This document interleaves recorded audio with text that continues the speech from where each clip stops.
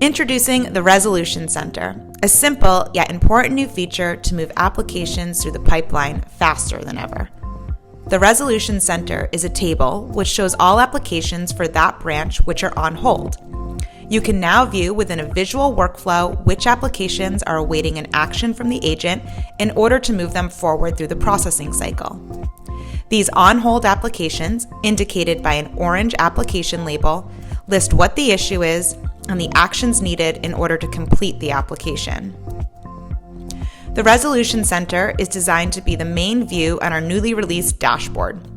Regardless of screen size, applications that require immediate attention display in a concise list with key information shown against each row, and inviting them to resolve an action directly on the application details page. Want to learn more about our new features? Check out the Accelerate 1.9 release video to get more Right Fit students from application to enrollment faster.